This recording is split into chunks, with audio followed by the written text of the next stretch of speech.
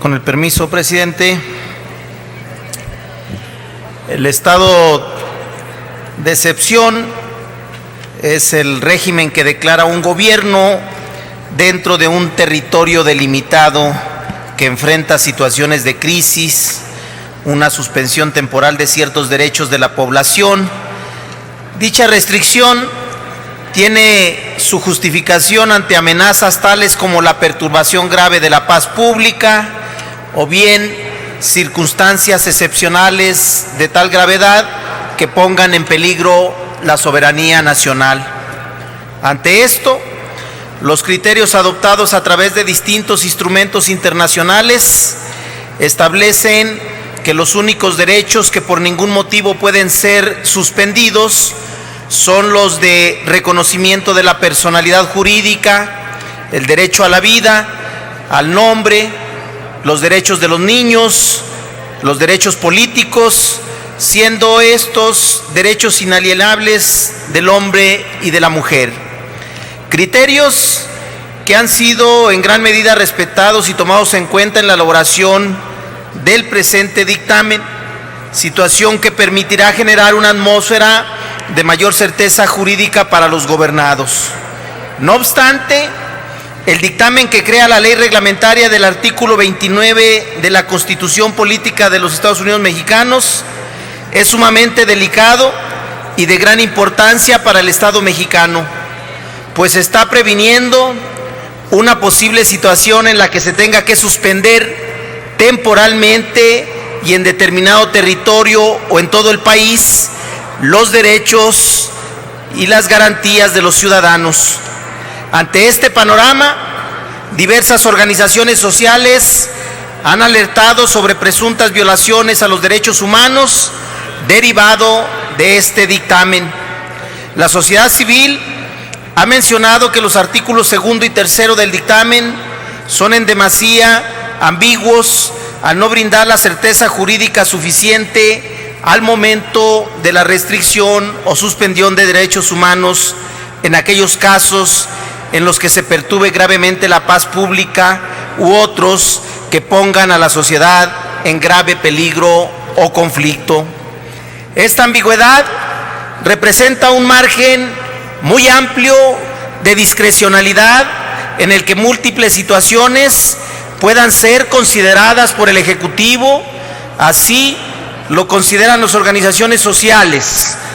Es claro el descontento por parte de varios sectores de la sociedad. Por tal razón, parece prudente que se atiendan los puntos de vista a fin de estudiar la pertinencia de incluir las observancias que estimen convenientes. Por otro lado, me refería acerca de lo delicado que implica el estado de excepción. Por tal motivo, es necesario propiciar una mayor certeza al proceso por medio del cual será declarada la suspensión o restricción de derechos y garantías. En consecuencia, es prudente incluir en el dictamen, dada la importancia que conlleva, el tipo de votación que se requerirá en el Congreso de la Unión para hacer la declaratoria de restricción o suspensión de derechos y garantías.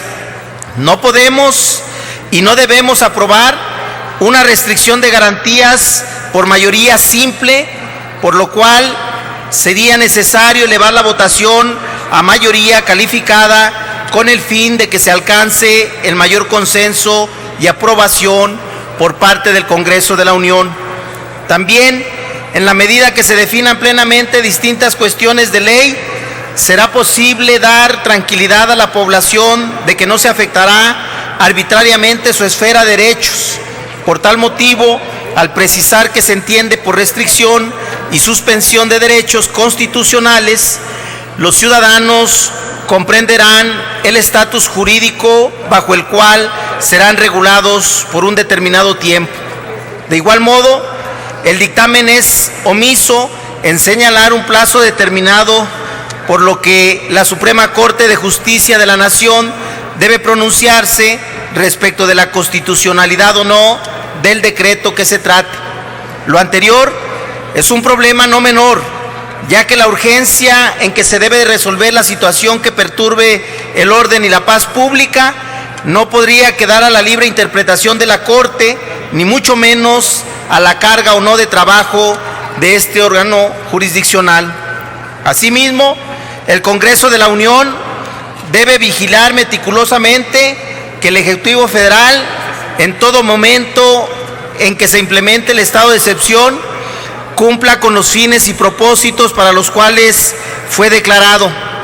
Para ello, el dictamen contempla esta situación a través de informes detallados que deben ser rendidos ante el legislativo.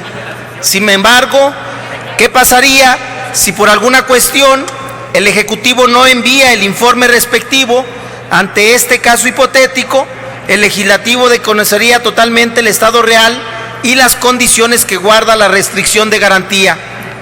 Por tal motivo, se debe de facultar al Congreso para que convoque a una sesión extraordinaria a fin de resolver lo conducente ante la posible omisión por parte del Ejecutivo. Dicho lo anterior, y a la vez que escuchemos a las distintas organizaciones que han planteado sus inquietudes y clarifiquemos diversos puntos de este dictamen, se brindaría una mayor certeza acerca de cómo será implementada un estado de excepción que restrinja o suspenda diversos derechos y garantías constitucionales. Por ello, debemos de alertar que este dictamen pone en riesgo muchas de la lucha y protesta social. Lo más grave es que con la definición de los conceptos de perturbación grave de la paz pública y grave peligro, se puede llevar a criminalizar los movimientos de protesta social. Otro llamado de alerta: la ley efectivamente no precisa el significado y el supuesto de restricción y suspensión.